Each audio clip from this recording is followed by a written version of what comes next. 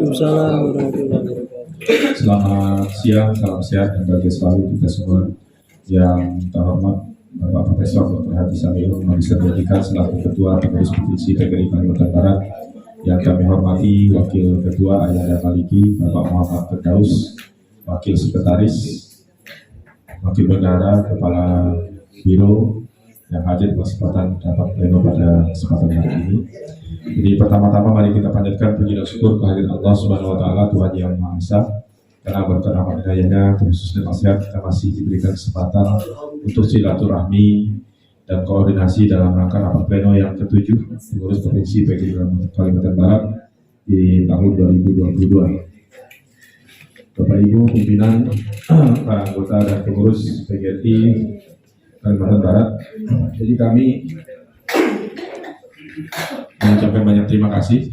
Sampai di pertengahan tahun kita masih tetap solid dan tetap komitmen untuk PGRI Kalimantan Barat, yang mudah-mudahan ini agenda hari ini memang cukup banyak sehingga sedikit menyita waktu kita. Jadi masing-masing kita punya agenda yang sifatnya baik itu dari instansi maupun dari hal-hal yang mungkin organisasi di luar PGRI. Tapi mudah-mudahan itu tidak mengurangi daripada rasa kebanggaan kita, rasa kecintaan kita kepada organisasi. Yang perlu kami sampaikan dan kami laporkan kepada Ketua pada hari ini, yang pertama terkait dengan mungkin nanti secara detail nanti akan disampaikan oleh Ketua Panitia. Follow up daripada beberapa hal yang mungkin terkait dengan revisi dan pelaksanaan daripada HUT PGRI dan HGN di tahun 2022 oleh Ayanda Maliki.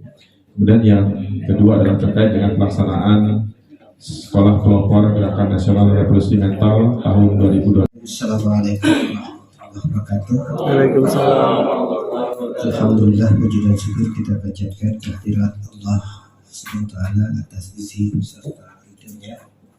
Kita masih tetap eksis sepanjang tidak ada aktivitas yang sangat krusial. Saya lihat teman-teman luar biasa. Saya kira ini semangat yang luar biasa. Terima kasih. Kalau yang izinkan tidak pernah kita tidak izinkan, ya kan? Tetap silakan. Jadi intinya yang jelas tetap setiap bulan kita berupaya semaksimal mungkin ya untuk menjadwalkan minimal silaturahim. Dan inilah menunjukkan kebersamaan dan komitmen kita. Baik Bapak sekalian, tadi ada beberapa hal yang disampaikan oleh Pak Slayer. Sebelum saya menyampaikan beberapa hal yang perlu saya tegaskan juga pada kesempatan ini. Pertama, tadi tentang HUT ya.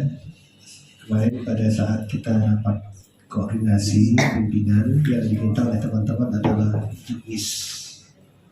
Nah, juknis mulai dari pelaksanaannya, kegiatan-kegiatan yang harus dilakukan, dan termasuk mungkin hal-hal yang berkaitan dengan mungkin jadwal agenda. Yang jelas kita harus sepakat pelaksanaan HUT itu untuk tingkat Provinsi Kalimantan Barat itu tetap kita mengacu kepada waktu yang ditetapkan oleh PB. Ya, sampai hari ini belum pernah terjadi pelaksanaan HUT itu di bawah tanggal 25. Itu yang harus menjadi komitmen kita. Nah, tapi kalau mundur bisa 1 minggu bahkan mungkin lebih. Ya, oleh itu bagi Bapak Ibu atau PKPK yang ingin melaksanakan tetap di atas tanggal 25. Ya syukur-syukur setelah kita dari PP. Ya itu yang harus menjadi ya catatan juga di dalam ya juknis itu. Kemudian begitu juga tentang perlombaan yang akan dilaksanakan. Nah, termasuk mungkin kegiatan yang kita laksanakan atau yang kita coba jadwalkan untuk tingkat provinsi, ya silakan saja diramu kembali, diperhatikan kembali. Mungkin ya saya dengar ada komunikasi kawan-kawan ya melalui WA group ya kepanitiaan, ya silakan di respon sesuai dengan apa yang diharapkan. Itu yang pertama. Kemudian yang kedua berkaitan dengan Pokercap. Ya memang ya kemarin sudah kita sampaikan jadwalnya. Oleh sebab itu ada yang sudah menetapkan, ada yang masih. Tapi tolong itu juga saya minta di sekretariat atau di tim 11 tetap kita minta jadwal pelaksanaannya. Ya. Apalagi ada yang mungkin baru yang kedua. belum yang ketiga. Nah, ini kan luar biasa. Oleh sebab itu tolong yang saya nama ini Syed Gulung. Syed Gulung. Ini saya apa namanya? Syed Gulung. Ada kan tadi Gulung? Ya, karena termasuk saya ini memang ini 4 halaman. 4 halaman Itu saya bukan ketik gulung, di HP lipat. ini. Lipat, bukan gulung, lipat. Ya, karena kebetulan saya kan termasuk tahun 2019 diketapangkan masuk juri Syed Gulung. Mantap Syed Gulung itu. Tolong Pak Ferry ditayangkan bersama-sama dibaca ya. Saya ngetik ini pakai di HP ini ya. Mantap. Ya. Ya. Sistem birokrasi pelayanan kebutuhan untuk mendapatkan hak dan kewajiban pelayanan publik sudah tidak sehat dan buruk. Saat ini diberlakukan oleh institusi instansi pemerintah menjadikan pelayanan publik yang tidak tercapai, Air gulung ada musiknya. berdampak menimbulkan kesan buruk, meresahkan masyarakat, khususnya pelayanan bagi guru dan tenaga pendidikan di Provinsi Kalimantan Barat. Ya. Terhambat untuk memenuhi kebutuhan haknya sehingga tidak tercapai. Jangan dikatakan guru gagal paham, tetapi guru tidak nakal dalam bertugas untuk perjuangan. Konsultasi, komunikasi, koordinasi, hierarki tidak sehat dan buruk. Pelayanan tatanan tata kelola, akuntabilitas yang sudah berada dan yang ada baik, muncul inovasi baru menimbulkan tidak dapat diterima. Untuk dinikmati bersama hanya menyenangkan sepihak. Akhirnya kebutuhan hak seseorang tidak dapat tercapai. Dibuat aturan kebijakan hanya untuk kepentingan sepihak. Birokrasi yang tidak sehat dan buruk ditentukan oleh seorang pemimpin. Pemimpin merasa ketakutan, kekhawatiran dihantui dihadapkan oleh masalah yang belum terjadi. Akibat dari ketidakmampuan bagi seorang pemimpin menyandang memegang amanah jabatan, bertolak belakang dengan kompetensi kualifikasi akademik yang dimiliki. Kecerdasan sudah terabaikan, akhirnya membuat kebijakan-kebijakan yang aneh dan ganjil. Hal ini dilakukan untuk menutupi ketidakmampuan dan kekurangan. Ketika karakteristik sosok pemimpin seperti itu tergolong pemimpin tangan kodong belajar bercici. Kalau mau berkata jujur, pemimpin seperti itu seharusnya mengaku bahwa dia tidak mampu. Wajib hukumnya untuk mundur dari jabatannya. Justru lebih mulia dan terhormat daripada mencari kehormatan dengan cara berkhianat terhadap ikhlas sumpah dan janjinya pada saat dilantik. Saya tidak tahu nih arah Bapak itu nanti menerjemahkannya di bawah mana cinta ini kan gitu. Kalau mau berkata jujur, pemimpin orang atau kata bijak mengatakan, jangan berikan jabatan yang bukan pada akhirnya tunggu kehancuran. Jangan melakukan adegan yang sama tambah begini. Pepatah Minang mengatakan, lalukan urusan orang, yokanlah urusan awak. Itu pun terabaikan. Perjalanan kebijakan, dampak dari regulasi implementasi dari Undang-Undang Nomor 23 Tahun 2014 diundangkan tahun 2017. Tata kelola pemerintahan alih fungsi khususnya pengelolaan urusan jenjang pendidikan sekolah menengah yang sebelumnya Undang-Undang 32 tata kelola SMA dan SMK adalah kewenangan di pemerintah kabupaten kota. Bisa dibayangkan pemberlakuan ketat mengenai protokoler birokrasi yang panjang telah menyita waktu yang panjang, mengabaikan hak seseorang, tidak melihat kondisi kebutuhan seseorang. Perhitungan waktu transportasi jauh, komunikasi sulit, koordinasi sulit, dibebani oleh kondisi individu seseorang untuk melaksanakan kebutuhannya dengan pelayanan kepegawaian dihadapkan dengan suatu permasalahan tujuan objek yang tidak mendasar, yaitu mengharuskan mematuhi sistem koordinasi konsultasi komunikasi yang sulit. Harus mematuhi aturan kebijakan yang tidak manusiawi. Ditambah lagi menghadapi petugas SDM yang tidak kooperatif, tidak bersahabat, yang membuat susah bagi seseorang terhambat akibat pemberlakuan aturan yang mengada-ada. PGRI merupakan organisasi profesi perjuangan dan ketenaga kerjaan. Anggota organisasi PGRI adalah anggota secara profesinya duduk di pengurus PGRI dari unsur-unsur dari birokrasi, akademisi, praktisi, bahkan dari unsur dari politisi. Menandakan bahwa PGRI bukan organisasi dari orang kaleng-kaleng. Anggota pengurus PGRI mereka juga pernah duduk di struktur eksekutif pejabat pemerintah. Bahkan masih ada yang masih aktif. Hal inilah yang menjadikan organisasi PGRI organisasi yang profesional. Pada posisi kedudukan organisasi PGRI dan pemerintahan, bahwa di tingkat PB setara dengan eselon 1, di tingkat PP setara dengan gubernur, di tingkat PK setara dengan bupati, dan seterusnya.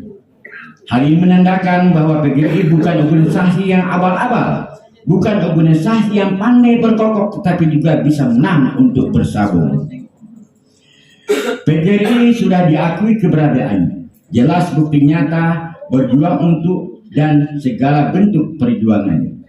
Mitra PGRI institusi instansi pemerintah dan institusi lainnya. Kementerian Pendidikan dan jajarannya adalah unsur utama mitra PGRI. Bahkan kondisi-kondisi tertentu, PGRI sebagai koalisi pemerintah, khususnya penanganan perjuangan untuk pendidikan secara bersama PGRI dan pemerintah. Pada saat mitra tidak memberikan pengakuan kepihakan kepada PGRI, menyepelekan, mengabaikan, meremehkan, bahkan melecehkan PGRI, tidak menghargai keberadaan PGRI, tentu PGRI harus bersikap sebagai oposisi. PGRI lahir dari guru, perjuangan dan untuk guru. Dengan proses panjang perjuangan organisasi guru sejak tahun 1912, tahun 1932, sampailah pada tahun 1945, bertepatan dengan diproklamirkannya kemerdekaan RI 1945, peringatan kemerdekaan 17 Agustus 1945, dan peringatan hari ulang tahun PGRI dan Guru Nasional 25 November 1945. Sudah berusia 70 tahun sampai persan ini. Perlu kita sadari bahwa satu-satunya organisasi yang mencantumkan nama Republik Indonesia adalah PGRI. Tidak ada organisasi selain PGRI seperti Ikatan Dokter Indonesia, apalagi nama organisasi sebelah kita itu namanya IGI. Ya. PGRI sebagai organisasi wadah perjuangan untuk guru dan tenaga pendidikan. Sebagai wadah perjuangan tentu PGRI wajib hadir manakala nasib guru tertindas, terjalimi dan teraniaya. Takbir! PGRI semangat untuk berjuang, semangat untuk memperjuangkan hak nasib guru, semangat untuk menegakkan kebenaran dan keadilan. Ayo kita berjuang nasib dan hak guru. Takbir! PGRI kuat kerja untuk anggota terlebih. PGRI mantap mengayomi amanah nara dan tangguh, adil dan peka. PGRI melaksanakan B5, bangun, bersemangat, bergerak, bekerja dan bermanfaat. PGRI tetap the best, terdepan, harmonis, energik, berwibawa dan efektif, sejahtera dan tangguh. PGRI cerdas, cepat, efektif, rasional, dipercaya, amanah dan sukses. Hidup guru, hidup PGRI, solidaritas. PGRI Kalimantan Barat kuat dan mantap. Siapa kita? Indonesia. Salam sehat, tetap bersemangat. Mari. Bapak Ibu ini. Ya, saya buat di koran. betul. Jadi bahasa ini bahasa blue. Ya, saya yakin. Waalaikumsalam. Yang sama-sama kita hormati Prof. Samion, Ketua PP PG Provinsi Kalimantan Barat, Pak Firdaus, Wakil Ketua, Ibu Urai Titin, Wakil Ketua, Pak Ayah Maliki dan Ayahanda Maliki, Wakil Ketua, Pak Suhel, Sekretaris, dan rekan-rekan biro yang kami hormati. Kita patut bersyukur pada hari ini kita bisa berkumpul dalam rangka banyak agenda yang harus kita bahas, mungkin yang harus kita diskusikan. Tepatnya saya di sini akan menyampaikan, sedikitnya akan melaporkan apa yang sudah dikerjakan panitia HUT PGRI ke-77 HGN 2022. Yang pertama terkait proposal, saya ulangi, saya ralat, terkait dengan juknis. Alhamdulillah juknis ini sambil dirampungkan oleh Pak Sumardi. Sedikit tadi ada koreksi dari Pak Prof supaya PK itu melaksanakan dari tanggal 25 ke atas. Nah, itu memang sebenarnya di juknis itu sudah kita sampaikan bahwa pelaksanaan Provinsi Kalimantan Barat yang saya hormati beserta seluruh jajaran dan pengurus PPPGRI Barat yang tidak bisa saya satu yang saya hormati. Langsung saja Pak Sekum, saya mau laporan sebagai Korwil daerah Kabupaten Ketapang, Kubu Raya dan Kayung Utara. Jadi yang pertama Kayung Utara kan Konkerkap itu di tanggal 2 dan 3. Kemudian bulannya Agustus, kemudian Kabupaten Kubu Raya itu di tanggal 6 Agustus, jadi kayaknya 1 hari Pak di Kubu Raya itu. Kemudian di Kabupaten Ketapang Pak Suher, coba ditanya kembali, mengapa kemarin itu kemarin kami minta sesuai dengan keinginan Ketua PPPGRI bahwa itu diundur dari tanggal 29-30 menjadi tanggal 4 dan 5 setelah selesai dari Konkerkap Kabupaten Kayung Utara. Tetapi penjelasan kemarin oleh Ketua PK Ketapang itu bahwa tanggal 4 dan 5 itu betul raker rapat kerja tanggal 29-30, kemudian konkernya di tanggal 4 dan 5 di Ketapang, tetapi hanya 5 kecamatan. Hanya saya bilang lebih bagus udahlah tanggal 29-30 itu jadi konkerkapnya komisi kabupaten, karena seluruh kecamatan 20-nya hadir. Menjadi sejarah kalau hanya 5 kecamatan konker itu tidak sah, karena Ketapang itu 20 PC, konkernya ada 5. Ini juga diperjelas dengan PK Ketapang. Mereka harus paham bahwa konker ini ada mekanisme dan aturan yang tertuang di dalam anggaran dasar dan anggaran rumah tangga. Kalau konkernya hanya menghadirkan 5 itu bukan konker. Kecuali konker Ketapang itu kabupatennya seperti Kayung Utara, hanya 6, ada 5, itu masuk akal. Ini tolong ditanya kembali kepada Kabupaten Ketapang. Maka saya sarankan silakan rakyat itu menjadi komisi kerja cabang karena 20 kecamatan hadir, khususnya di Kecamatan Kendawangan. Itu yang pertama laporan saya selaku Korwil. Kemudian Pertama yang kami hormati Ketua PPPGRI Provinsi Kalimantan Barat beserta Wakil Ketua, kemudian Pak Sekum, Pak Ibu Biro yang hadir pada kesempatan ini, semuanya mudah-mudahan selalu sehat dan diberkahi oleh Allah Subhanahu wa Ta'ala. Saya juga mau melaporkan ini tentang Korwil. Berkaitan dengan Korwil, kalau di Mempawah ini Pak belum siap karena pergantian tadi dari ketua yang baru ini, PLT ini, mereka belum siap. Kemudian kalau Kota Pontianak ini kan tinggal yang ketiga ini. Mereka masih menyelesaikan setelah kita HUT dan HGN ini, mereka baru merencanakan untuk melaksanakan rakerda yang Konkerda yang ketiga. Nah, sedangkan Singkawang ini Pak, saya belum dapat jawaban dari Pak Asep ini. Biasalah Pak Asep itu kan si Akang itu kan.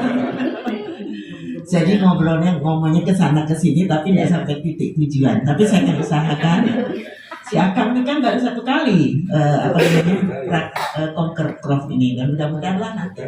Tapi mereka rata-rata fokus untuk menyelesaikan dulu kita HGN dan UTBK. Nah kemudian ini Bapak dan Ibu, saya ini berpikir